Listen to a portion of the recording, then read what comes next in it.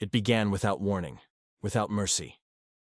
The people of Eidolon IV, a thriving human colony at the edge of the Persean Reach, awoke to the sound of the heavens tearing apart. From orbit, beams of light, cold, surgical, deliberate, cut through the clouds like divine judgment. Cities vanished before alarms could sound.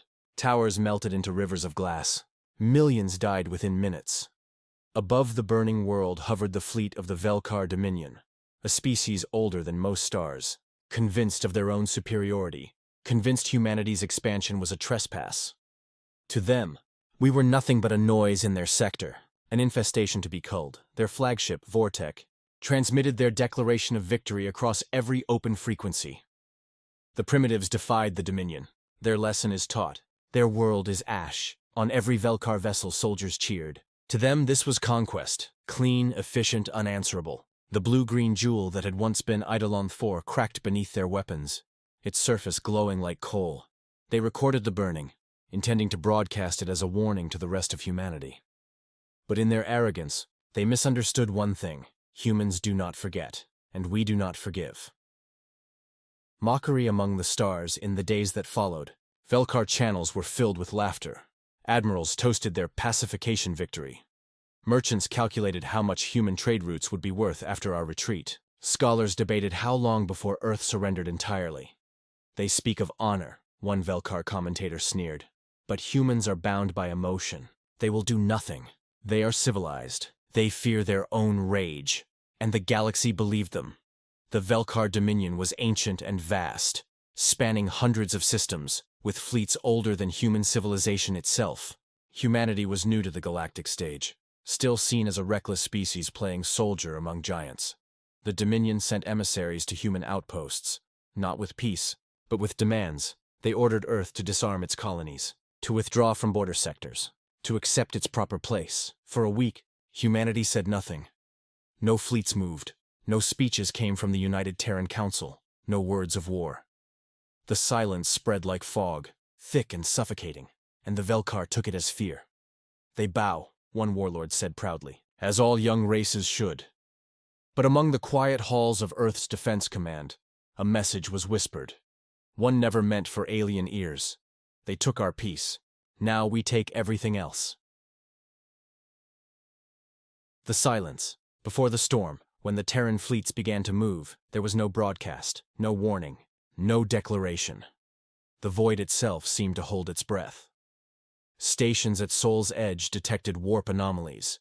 Hundreds, then thousands. The orbital bastion Argo activated for the first time in half a century, its surface bristling with dreadnoughts rising from dock like iron angels. Across the colonies, conscripts disappeared into carriers. Industrial worlds dimmed their lights, redirecting every watt of power into engines of war. Human communications went dark. No transmissions left the system. To outsiders, it looked like retreat or mourning.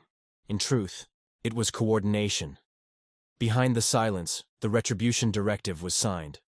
All human forces were unified under one command, Operation Black Dawn. And in the void between Sol and the Persean Reach, something enormous began to form. Velkar spies reported glimpses, massive ships unlike anything recorded before, shaped not for defense, but for vengeance. Entire battle groups designated judgment wings assembled under the black flag of Earth.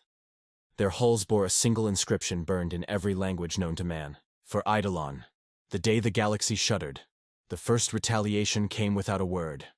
In the Velkar system of Drossel, their sector command center, a fortress moon, vanished. Not attacked, not destroyed, vanished. Observers saw nothing but a flash of white light, brighter than a sun, followed by silence. When investigation fleets arrived, they found the moon gone, its mass displaced into dust spread across orbit. Then came the second strike. On the industrial world of Tarvos, automated factories began malfunctioning. Every defense grid fired on itself. Energy reactors overloaded. Within an hour, the entire world detonated into its atmosphere, leaving a molten sea. At first, the Dominion thought it coincidence. Then, the messages arrived. Encrypted transmissions burned through their secure channels, carrying a single symbol, the stylized crest of Earth, superimposed with a flame. No words followed. The galaxy watched as system after system went dark. Dominion trade routes collapsed. Fleets disappeared in hyperspace. Rumors spread that human ships moved unseen, that their warp drives no longer left detectable traces. Others said humans had developed weapons that killed stars themselves. By the time the Velkar High Command understood, it was already too late. Humanity was not retaliating. It was erasing. The Black Dawn. When the Judgment fleets arrived, the stars themselves dimmed over the Dominion capital. The sky split open as portals bloomed, massive, glowing scars in the void. From them descended the Terran dreadnoughts, each the size of a small moon, their hulls armored in gravitic plating that rippled with contained suns. Their approach alone disrupted the planet's tides. Every communication frequency filled with the same voice, a calm, human voice speaking in the universal code. For the peace you stole, for the lives you burned, this is your reckoning. Then the bombardment began. The Dominion's defense fleets, 3,000 warships strong, fired first. Their beams cut through space, each capable of destroying mountains. The Terran ships didn't evade. They absorbed the energy, their shields refracting the light into spectral halos that turned the battlefield into a false dawn. When humanity returned fire, the void screamed. Rail slugs the size of buildings punched through capital ships as if through air. Planetside, entire continents were vaporized as kinetic bombardments struck with the force of extinction events. Within hours, the Velkar home fleet, once the pride of the galaxy, was gone. Their flagship, Vortek, the same ship that had broadcast Eidolon's destruction, was boarded by human marines. The footage leaked later, though Earth never confirmed it. It showed a single Terran commander standing before the Velkar High Admiral. The alien trembled, asking, "What are you?" The human's reply was simple, quiet, and final. "We are what you made us." Then came fire. When suns went dark, the campaign that followed was beyond war. It was retribution turned cosmic.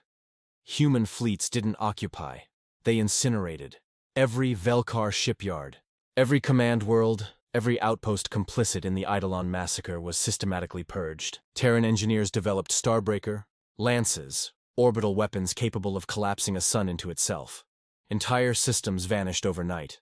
Neutral species watched in terrified awe as human fleets passed, silent, unstoppable, their banners black against dying light.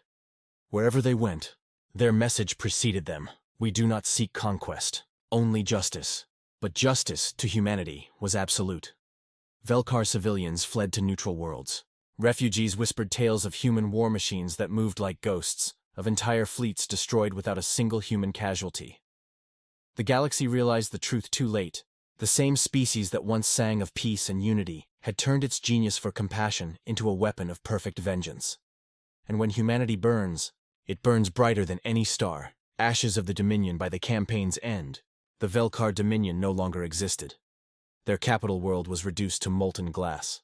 Their fleets, disassembled atom by atom, drifted as debris across the Persean void.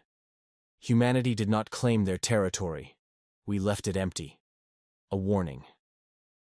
In the silence that followed, survivors of other species gathered on the neutral station of Ithara Prime, whispering in fear.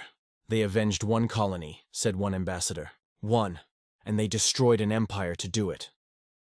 "Then we must never provoke them," another replied. "For if this is their fury, what must their hatred be?" And across the galaxy, a new phrase entered every diplomat's tongue. "Never ignite the fire of Earth." The aftermath of fire back on Earth, the cities glowed quietly beneath new skies. There were no parades, no cheers, only silence. Humanity had won, but the cost was written in the faces of soldiers returning home. The Black Dawn fleets were decommissioned, their weapons sealed in orbiting vaults. Earth's leaders declared the Retribution Directive complete and ordered all records classified. But legend spread. Nonetheless, miners in distant belts spoke of hearing phantom transmissions in the dark, echoes of the old Terran War, fleets still roaming the edge of known space, awaiting a call. And on Eidolon IV, what remained of the surface was left untouched. Not rebuilt, not reclaimed, just a scar under starlight, a reminder. Every year, ships from every human world would orbit above it for a single hour of silence. And during that silence, one sentence was repeated across every channel, every tongue, every heart. "They took our peace, so we became the fire." Legacy of the flame centuries later. Historians would still argue over what the Velkar, Purge truly meant, some said it was the moment humanity became the galaxy's ultimate deterrent, a species no empire would ever cross again. Others said it was the day humanity lost something far greater, its innocence. But in the end, none could deny what the galaxy learned that year. That peace, once stolen, could awaken a fire too vast to contain. That the species once mocked as fragile had a soul made of iron. And that in the silence after vengeance, when the stars themselves dimmed, only one truth remained. Earth remembers. Always. And should the universe ever forget that, the fire will return.